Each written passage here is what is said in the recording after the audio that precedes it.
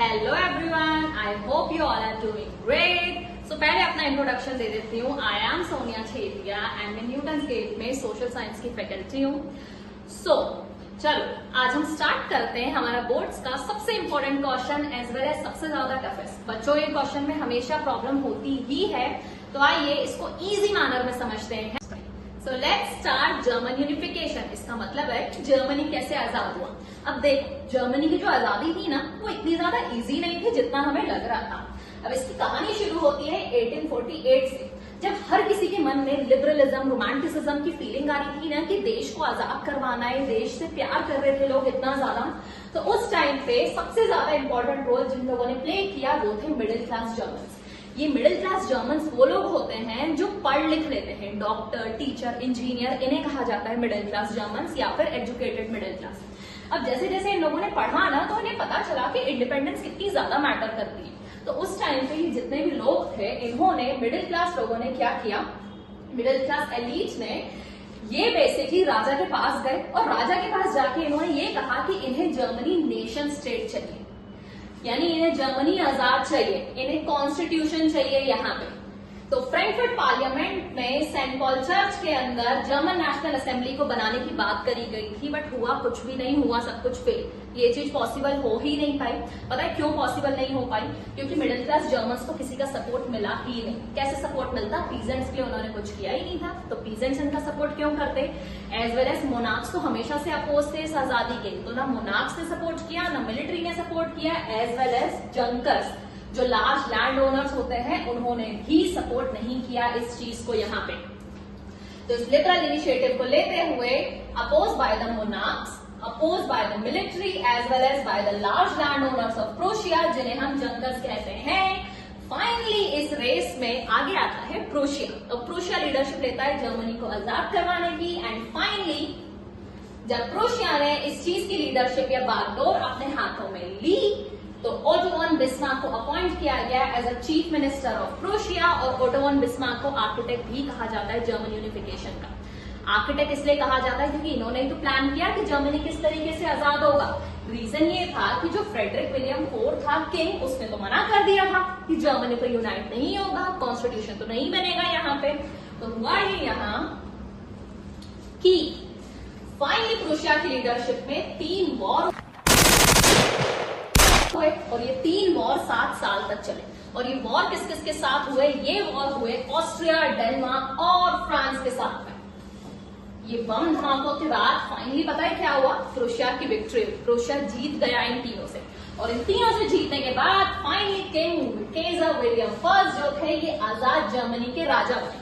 आपको पता है ये सारी चीजें कहाँ कंडक्ट हुई थी जर्मनी में? ये सारी चीजें कंडक्ट हुई थी वर्साइलेस के अंदर, हॉल ऑफ मिरर्स में।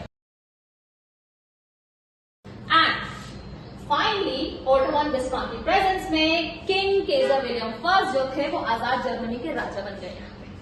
आगे आपको पता है एक point which is very much necessary इस टॉपिक को जब भी आप लिखेंगे आपके एग्जाम में। जब जर्मनी आजाद हुआ था ना, तो उस टाइम पे उसे स्टेट कहा जाता है, दैट मीन्स वो नेशन स्टेट में टर्न हुआ। नेशन स्टेट का मतलब रहता है कि कोई भी देश के अंडर कॉन्स्टिट्यूशन का प्रेजेंट होगा। और उसी की आजादी के साथ साथ जर्मनी में 4 चीजों को मॉडर्नाइज किया गया था। लीगल बनाया गया, जुडिशियल सिस्टम कंडक्ट किया गया था, बैंकिंग सिस्टम लाया गया, एज वेल एज करेंसी को लेके आया गया। सो जो मॉडल था यहाँ पे ओटो वन बिस्मार्क के अंडर जो कंडक्ट किया गया था, इसी को हम जर्मन यूनिफिकेशन कहते हैं। आई होप आपको ये टॉपिक बहुत अच्छे से क्लियर हुआ होगा। इस टॉपिक को आप मेनली 5 to 6 पॉइंट्स के अंडर कवर कर सकते हैं, जिसका रैपिड रिवीजन हम अब कंडक्ट करेंगे। ओके, सो प्यारे बच्चों, अब हमारा जर्मन यूनिफिकेशन का टॉपिक हुआ कंप्लीट। आइए इसका रैपिड रिवीजन करते हैं। Let's start. जर्मनी जो था 39 ऑटोक्रेटिक स्टेट्स का एक कॉम्बिनेशन था। फाइनली 1848 में फ्रैंकफर्ट पार्लियामेंट जो थी उसने ट्राई किया कि वो जर्मनी को यूनाइट करे, बट वो फेल हो गई। तो फेल होने के बाद क्या हुआ कि जो प्रूशिया था ये लीडरशिप में आया। प्रूशिया ने लीडरशिप ली जर्मनी को आजाद करवाने की। ओटो वन बिस्मार्क ने रिस्पॉन्सिबिलिटी ली जर्मनी को आजाद करवाने की, तभी तो इन्हें आर्किटेक्ट कहा जाता है जर्मन यूनिफिकेशन का। अपॉन दैट नेक्स्ट था कि जो जर्मनी था 3 वॉर हुए ऑस्ट्रिया, डेनमार्क और फ्रांस के साथ। एट लास्ट फाइनली 1871 में केजर विलियम फर्स्ट जो थे वो जर्मनी के एम्परर बने। ओके, सब हम स्टार्ट करते हैं इटालियन यूनिफिकेशन का मोस्ट इंपॉर्टेंट प्रोसेस कि किन लोगों ने इटली का यूनिफिकेशन जो है उसको कंडक्ट करवाने में हेल्प करी। सो हमारा मोस्ट इंपॉर्टेंट जो कैरेक्टर था ना, जिसके हाथों में बागडोर थी पूरे इटली को संभालने की, आजाद करवाने की, वो था गिसेपी मजीनी। इन्होंने 1830 में इटली को आजाद करवाने के लिए मोस्ट फेमस ग्रुप या एक सीक्रेट सोसाइटी का फॉर्मेशन किया जिसका नाम था young Italy.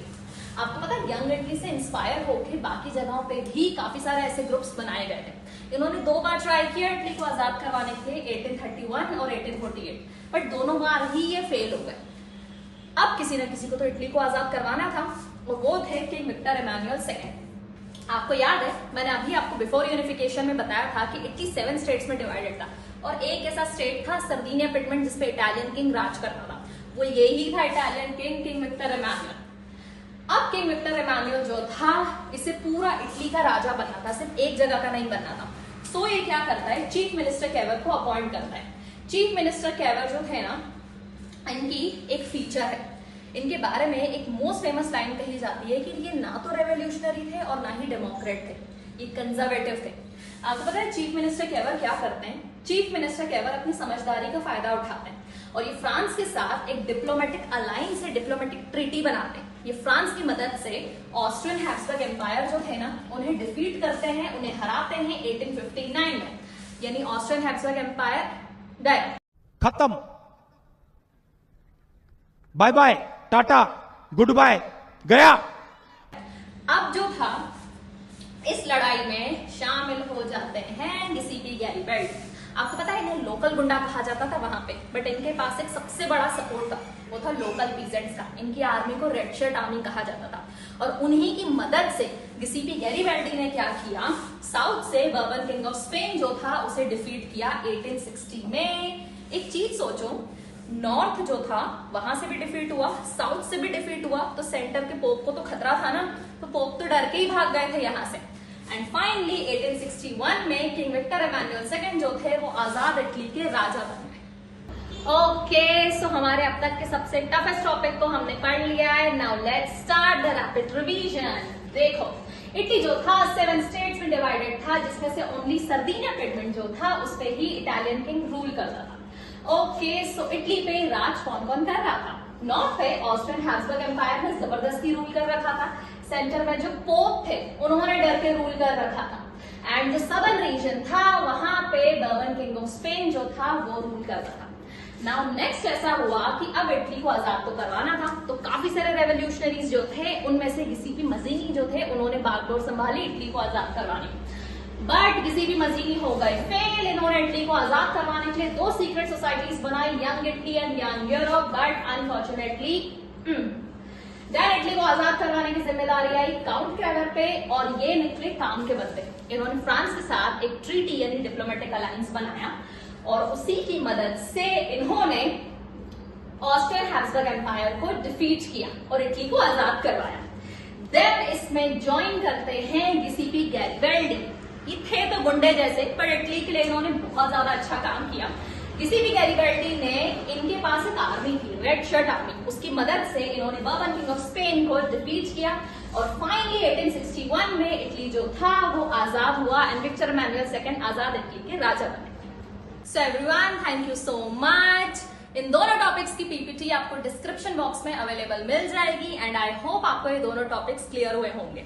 So don't worry, when Newton gets is here, आपको ऐसे ही सोशल स्टडीज के टॉपिक इस पेज पे अवेलेबल मिल जाएंगे। Thank you so much.